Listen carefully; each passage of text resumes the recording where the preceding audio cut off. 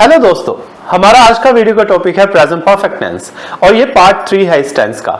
इससे पहले हम इस टेंस को दो पार्ट्स में कवर कर चुके हैं, लेकिन उन पार्ट्स में हमने सब्जेक्ट लिए थे आई, वी, यू, दे और प्लूरल्स। पर आज की वीडियो में हमारा सब्जेक्ट अलग रहेगा। आज हम सब्जेक्ट्स लेंगे ही, शी, इट, कोई भी नेम है जैसे राम, श्याम, रोहन, मोहन, सीता, गीता, या कोई भी सिंगुलर वर्ड है जैसे बॉय, गर्ल, चाइल्ड वगैरह। पहले की वीडियो को आप अगर अच्छी तरह से देख लो, उसके बाद इस वीडियो को स्टार्ट करो तो आपके लिए बहुत फायदा होगा, क्योंकि आपकी कंटिन्यूटी बनी रहेगी। तो आपको इस वीडियो के साथ रिलेट करना भी आसान रहेगा। तो आई होप कि आपने पहले दोनों पार्ट्स को देख लिया है, उसके बाद आप ये थर्ड पार्ट को कंटिन्यू कर रहे हो। तो आज हम स्टडी करते हैं कि अगर हमारे पास इन सिंगुलर सब्जेक्ट्स में से कोई भी वर्ड एज ए सब्जेक्ट लगा हो तो सेंटेंसेस के रूल्स क्या रहेंगे। सबसे पहले तो हम अफर्मेटिव सेंटेंस के रूल्स देखेंगे। अफर्मेटिव सेंटेंसेस होते हैं सिंपल सेंटेंसेस, सिंपल या फिर पॉजिटिव सेंटेंस भी बोल सकते हैं, जैसे कि उसने काम कर लिया है, सिंपल बात कही हुई है, नहीं लगा हुआ, नॉट नहीं लगा हुआ, तो वो अफर्मेटिव या सिंपल सेंटेंस हो गया। तो इसका रूल देखिए, सब्जेक्ट, हेल्पिंग वर्ब है हैज, फिर वर्ब की थर्ड फॉर्म ऑब्जेक्ट, फिर एक्स्ट्रा पार्ट।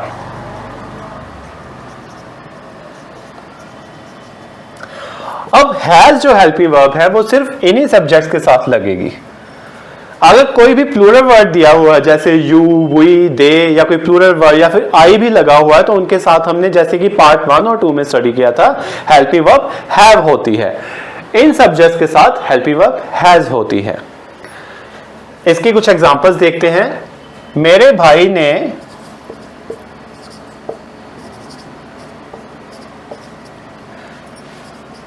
साइकिल खरीद लिया है।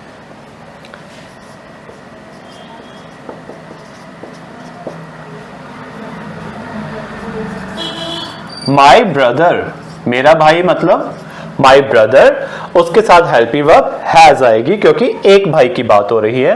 माई ब्रदर हैज क्या किया है उसने, वर्ब क्या है, एक्शन क्या है। हमें पता है कि वर्ब मतलब एक्शन होता है, काम होता है। मेरे भाई ने क्या किया है, मेरे भाई ने खरीदा है।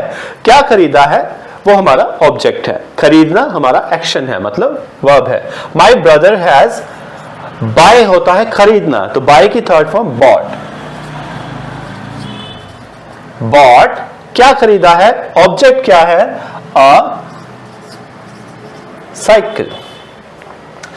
अध्यापक ने ये वाला पाठ खत्म कर दिया है। The teacher,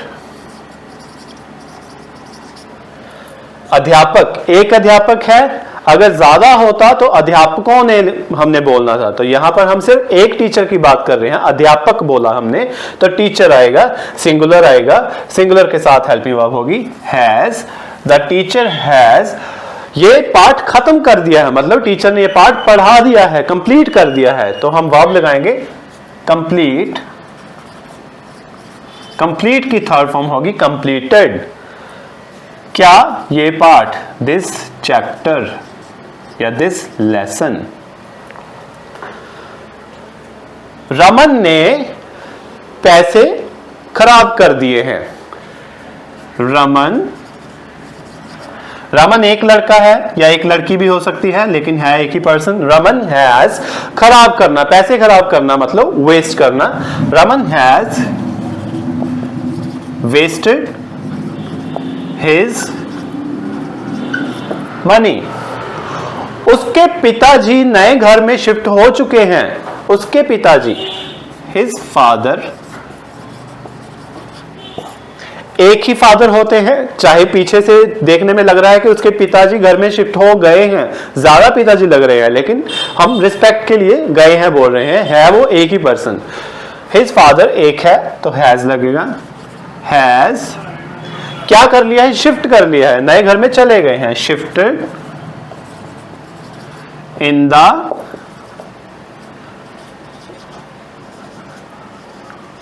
new house. उसके पिताजी नए घर में शिफ्ट हो गए हैं या उन्होंने नए घर में शिफ्ट कर लिया है, मतलब उन्होंने ये शिफ्ट होने वाला काम फिनिश कर लिया है, तो वो बन गया हमारा present perfect tense.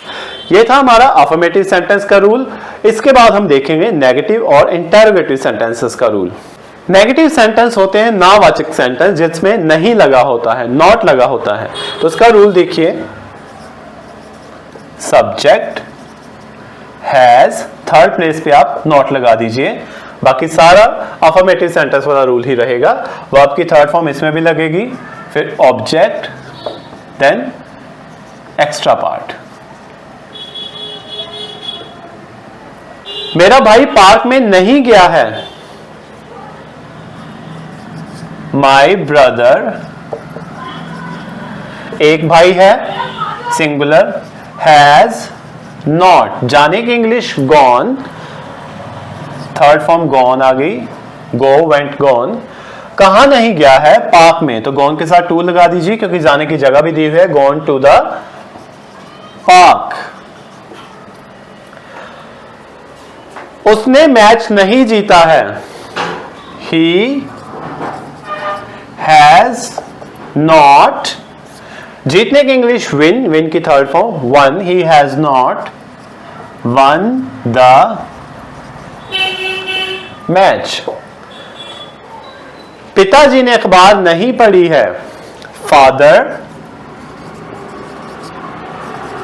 Has not, पढ़ना होता है रीड, रीड की थर्ड फॉर्म होती है रेड, लेकिन स्पेलिंग सेम रीड वाले ही रहेंगे, READ, बट प्रोनाउंसिएशन रेड होती है। Read, red, red, first form read, second red, third भी red. Father has not read the newspaper। सरकार ने नया बजट नहीं घोषित किया है। The government, अब गवर्नमेंट एक है, एक ही कंट्री की सरकार की बात हो रही है तो गवर्नमेंट सिंगुलर रहेगा। द गवर्नमेंट हैज, घोषित करना मतलब अनाउंस करना, हैज नॉट अनाउंस्ड, क्या नहीं अनाउंस किया है, द बजट। ये था हमारा नेगेटिव सेंटेंस का रूल। इसके बाद हम स्टडी करेंगे इंटरोगेटिव सेंटेंसेस को।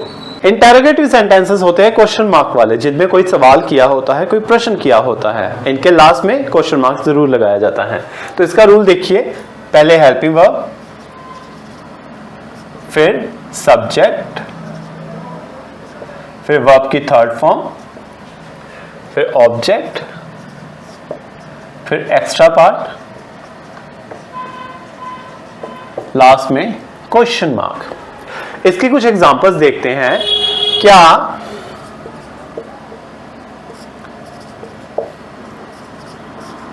अंकल दिल्ली चले गए हैं?